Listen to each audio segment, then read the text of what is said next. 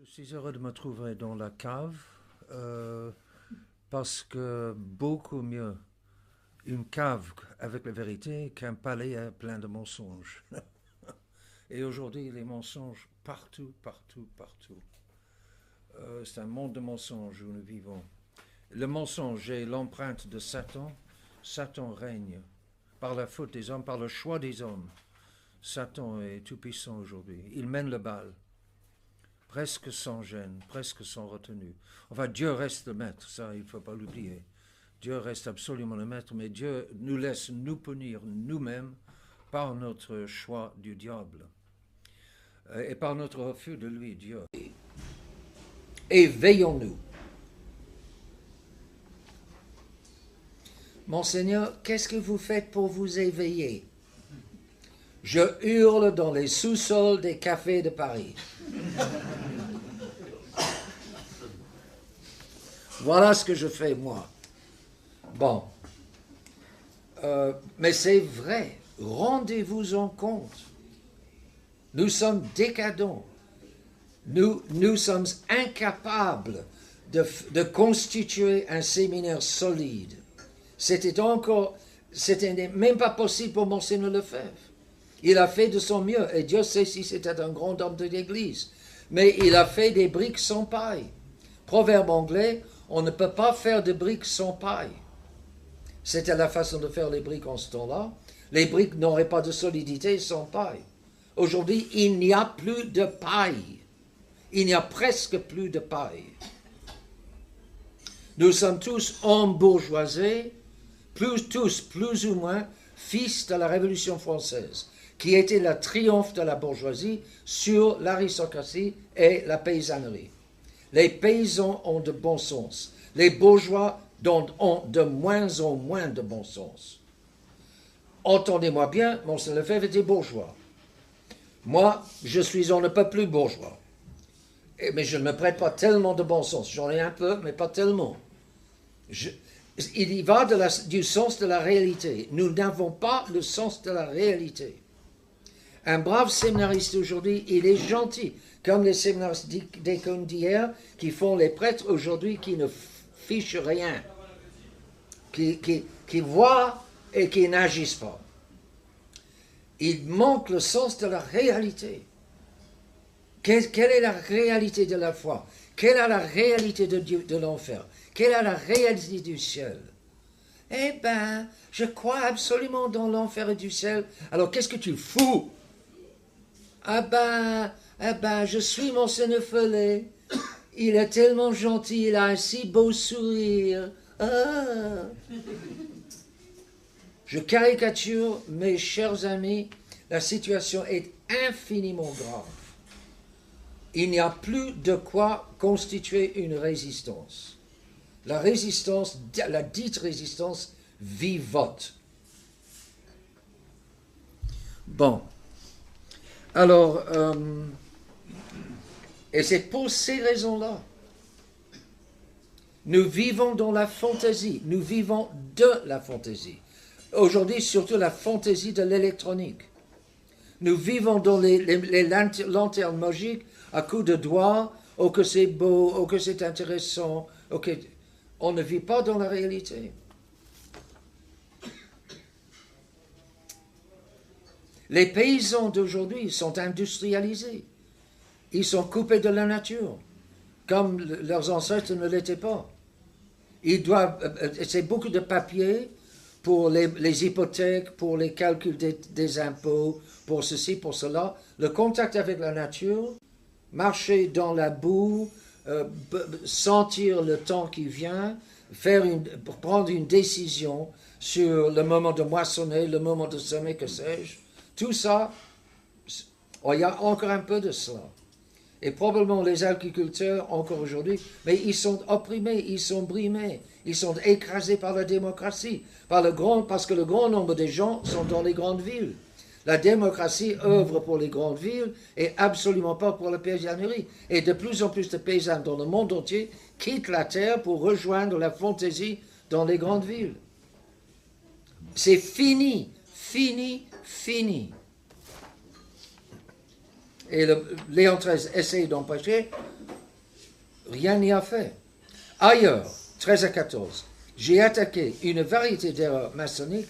Ici, je m'en prends à la franc-maçonnerie elle-même, à la racine de tant d'erreurs du libéralisme. Donc maintenant, le mal. Caractère. C'est en particulier le secret. Ce qui caractérise la maçonnerie, c'est une société secrète.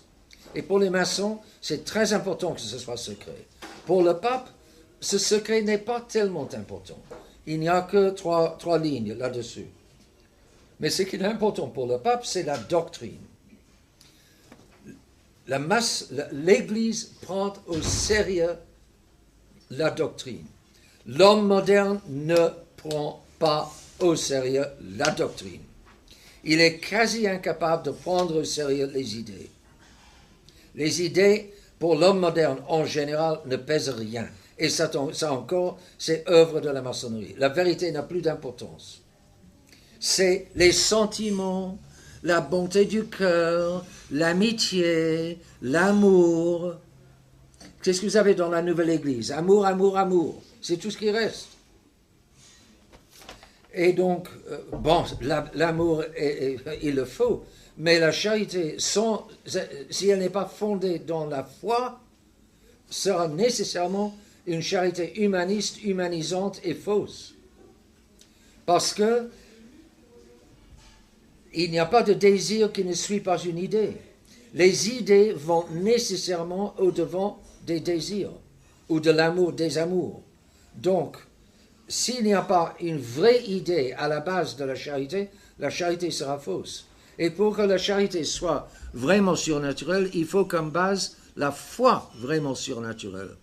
Est-ce que les hommes modernes ont l'Église? Non, pas du tout. Ils ont changé la foi. Donc, le caractère, 15 à 16. La franc-maçonnerie est le centre et la reine des sociétés secrètes, et elle lie ses membres, par exemple, par des sermons affreux.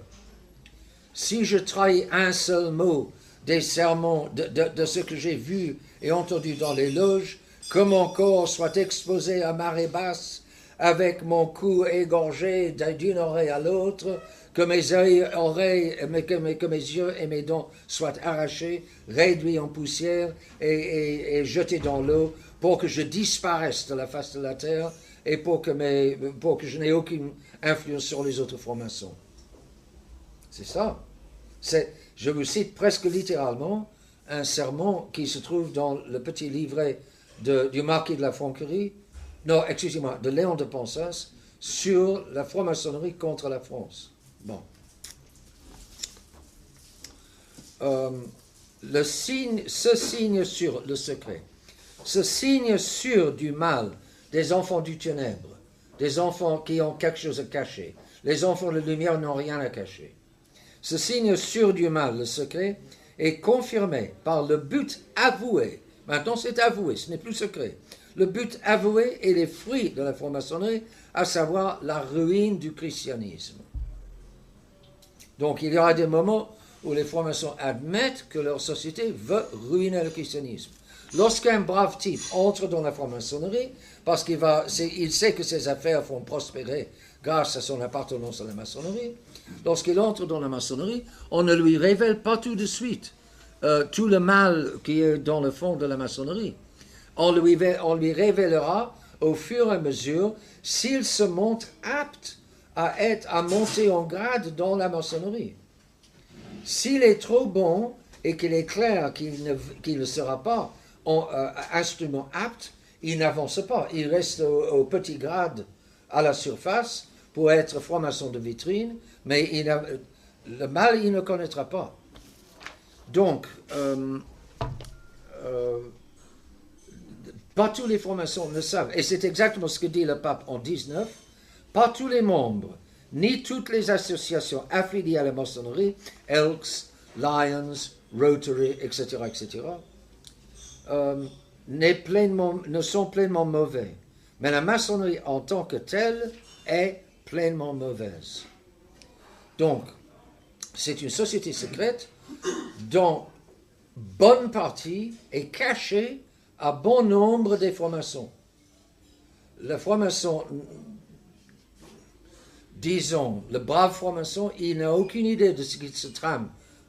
Parce que dans la maçonnerie est faite de telle sorte qu'à toute réunion, à un certain niveau, il assistera toujours un ou deux du niveau plus profond, qui observeront tous les braves types, et celui-là est apte à être promu. On va lui proposer après qu'il monte ou qu'il descende en grade. Et on lui propose, et toi, si tu fais avec, tu seras évêque. Toi, tu seras cardinal.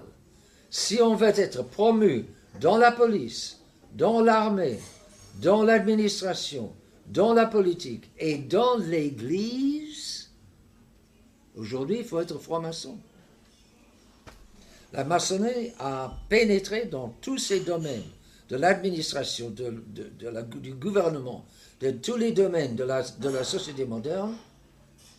Si on est franc-maçon, on avance facilement et rapidement. Si on ne l'est pas, arrive un moment où on est bloqué, même si on a tous les talents et toutes les bonnes dispositions qui seraient normalement aptes. Donc, si vous rencontrez un brave type qui vous dit « je suis franc-maçon » et il est vraiment brave, ou paraît vraiment brave, ne pensez pas que la franc-maçonnerie est bonne pour autant. C'est une tromperie de la part de la franc-maçonnerie. Elle est satanique dans son fond. La confiance idiote des libéraux dans l'éducation. Qu'est-ce que vaut l'éducation? L'éducation vaut les éducateurs. Si les éducateurs ont quelque chose dans le coffre et dans la tête, ils pourront donner quelque chose aux jeunes. S'ils sont vides dans le coffre, s'ils n'ont rien dans le ventre ni dans la tête, qu'est-ce que vous voulez qu'ils résolvent? Qu'est-ce qu'on veut qu'ils forment? Ils sont incapables de former, d'éduquer, etc. Et c'est le grand nombre des éducateurs. Et donc ils se promènent avec toutes les techniques d'éducation, de comités, de réunions. C'est rien tout ça. Nous croyons aux écoles, nous ne croyons plus à l'église, nous croyons aux écoles. Et qu'est-ce que deviennent les écoles sans l'église? Des foires de larrons, des lieux de corruption, des pourrissoirs. Les écoles et les universités sans l'église deviennent des pourrissoirs. C'est évident. Et les braves parents ne veulent plus mettre leurs enfants dans les écoles publiques, bien sûr. Et s'ils ont du bon sens, ils ne veulent absolument pas que leurs garçons ni leurs filles, surtout pas leurs filles, participent à ces universités modernes. Papa s'endette horriblement pour payer l'université, et qu'est-ce qui en sort? Elle y perd sa foi, son bon sens et son honneur. Et il a payé combien de...